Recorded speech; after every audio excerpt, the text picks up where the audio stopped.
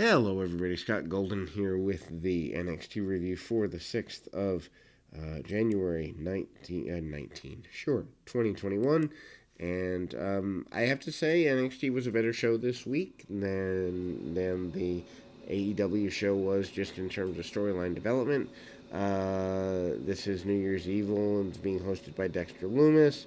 The show opens with Lumis walking into the Capitol Center. He is set to host, but says virtually nothing. He turns the house lights on and off, and he sees this lever. He pulls the lever, and the arena is filled with a crowd and lights, and he is wearing a sports coat during all this. Karrion Kross with Scarlett defeats Damian Priest. Hopefully, as much as I'm not a fan of Kross, I do like the character, and hopefully he gets pushed to something pretty quickly as long as he stays healthy. Kross pins Priest clean. Kross,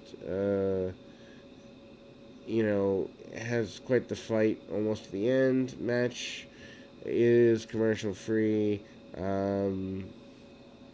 And Priest sells his ribs a lot during the match. Kross works him over. They do really good storytelling here. Kross blocks the Razor's Edge and chokeslam. Priest comes back with a springboard dive over the top to the floor. Not a fan of this, but it makes sense in the context of what they're trying to do. Priest delivers south of Haven. Kross kicks out of it. Kross goes to work on the ribs several times, almost after every cutoff. Fight goes back inside the ring. Priest is slammed into the ring steps. They square off again. Priest basically tells Kross he's still standing. Kross gives him the Salto suplex. Kross hits a knockout blow to the back of the head, and Kross covers and gets a win.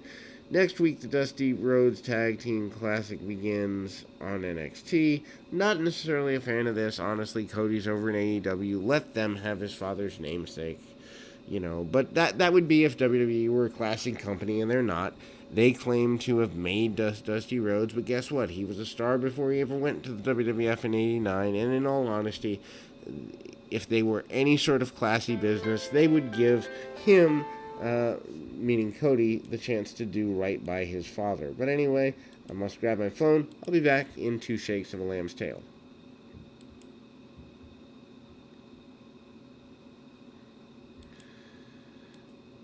In so much as we continue, Karrion Kross does look to be in a solid, strong position here, and that is a good thing. They fight, their fight is pretty decent. Anyway, the Undisputed Era of Adam Cole and Roderick Strong are interviewed about the tournament. They face Breezango in the first round. I mean, that's a very odd match. Cole puts over their accomplishments and says they've fulfilled the Golden Prophecy. Cole went on to say that they would do it again in 2021. Obviously, I don't imagine that'll happen. NXT Cruiserweight Champion Santos Escobar with Legado de Fantasma defeating Gran Metalik with Lince Dorado to retain his title. This match is a throwaway, but that's because Metalik has been killed off. Escobar pins Metalik clean in a okay match. I mean, it was fine. Metalik is, a really good luchador that they haven't pushed, and he has the ability to be great, but not the push to be great. So you stop caring just because you don't expect him to do anything meaningful. He hits an Asai Moonsault for near fall, and they go to a botch spot before the commercial break. Heat on Metalik for a while. Escobar, applies a submission as they return from commercial. Metalik makes a comeback, and he goes over the ropes with a Tope Canelo, and Metalik hits a springboard into a body press for near fall. Metalik goes for another springboard, and then they do the knee strike spot midair. Escobar follows with a tope, and Metalik still kicks out. Mendoza and Wild run in to interfere. Dorado makes a save. Metalik is tripped up. Escobar hits the Phantom Driver and scores for the win. Vignette hyping Mercedes Martinez cuts a promo on the NXT Women's Champion Io Shirai. Martinez attacked Shirai previously. Xia Li defeats Katrina Cortez. Lee pins Cortez in basically an enhancement squash. Lee has some new entrances and a new interesting mystery figure that trained them. Cortez wears a mask. Um, it's a showcase match for Lee. I don't see anything in Lee, so I'm not really that impressed. Lee showcases kicks and tries to look tough. It just doesn't fit. Lee hits a jumping knee strike and then a high kick. Scores a pin in a quick squash match. Raquel Gonzalez defeats Rhea Ripley in the last man standing match. While this makes sense from a standpoint of how Raquel Gonzalez has been pushed and the fact it would be dumb for her not to be pushed in this way, I don't know where it leaves Rhea Ripley going forward.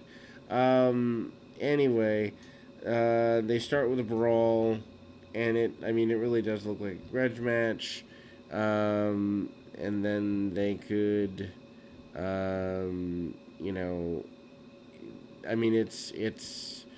it's been a feud for a while. They brawl on the floor. Handcuffs come into play.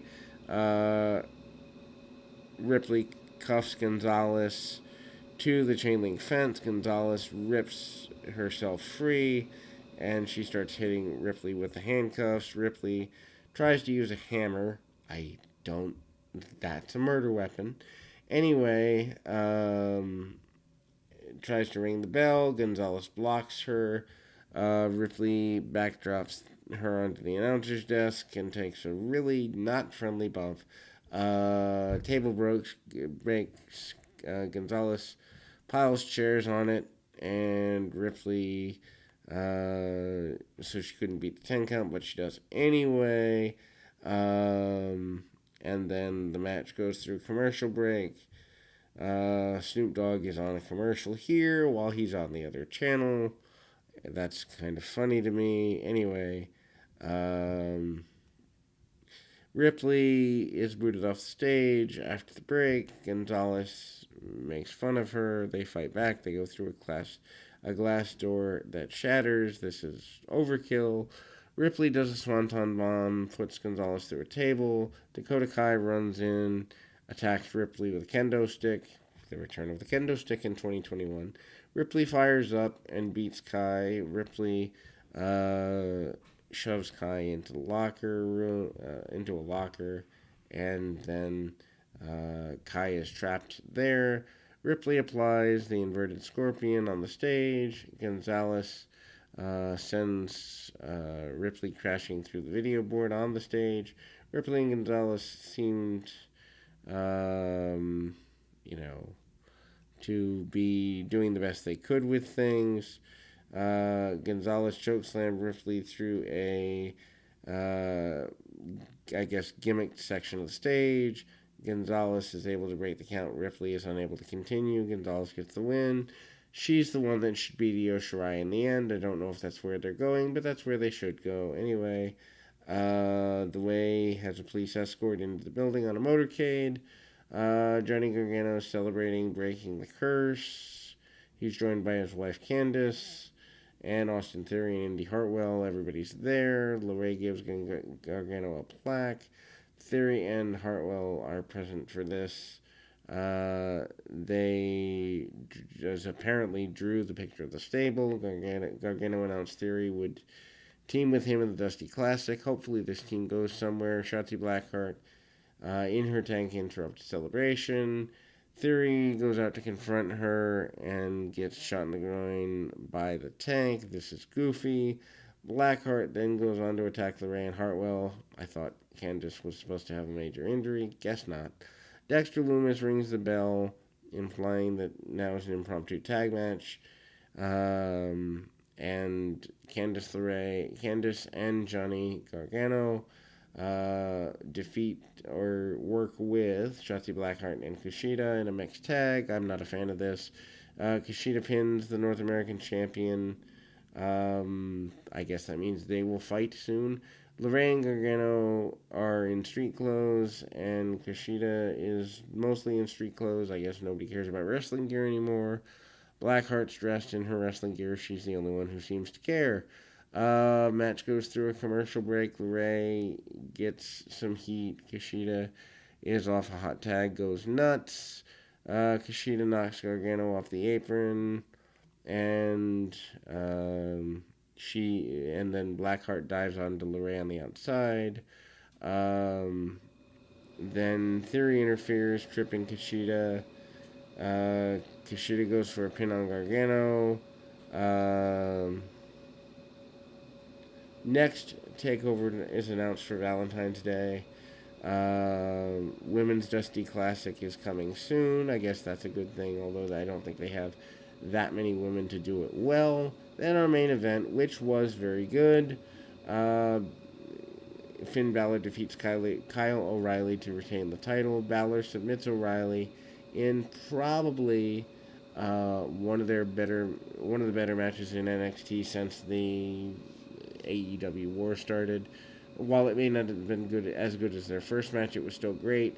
They start with a bunch of mat work, trade moves, and holds for several minutes. They build up to a strike exchange, and the pace of the match is steadily quickening.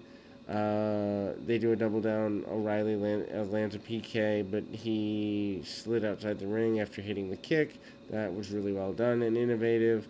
O'Reilly works the arm, and Balor goes after the jaw and face of his opponent, tying into their previous match. O'Reilly with a leg lock submission tries to hook Balor, but Balor escapes and again goes back to the jaw. Balor hits a reverse DDT and applies a crossface on the injured face of O'Reilly. O'Reilly does get out of the hold. Surprisingly, O'Reilly tries to make a comeback, but Balor stops the momentum, hits a sling blade. Balor follows up with a double stomp and a shotgun dropkick. Balor goes to the top for his finish, but O'Reilly trips him on the way. Balor takes a superplex and a brainbuster, and then O'Reilly catches him with an armbar. Balor manages to get a rope break, and Balor gets a cut on his face and begins to bleed. Balor hits O'Reilly with a kick to the liver, almost like an MMA style kick. O'Reilly sells it like $1,000,000. Balor traps him in a Cobra Twitch, and O'Reilly taps out. Really good match. If there were more matches like this on NXT or in WWE, they might actually have a shot at being taken seriously. But here's the interesting thing, able to cover that in just under 15 minutes. They did enough on this show to make it matter, but they also had some throwaway segments, which is how you have to pace a show for the long haul. If you're doing, 150 first run shows a year plus 12 network specials, that's over 160 shows a year. You've got to pace things properly. Anyway, we'll be back with more right after this.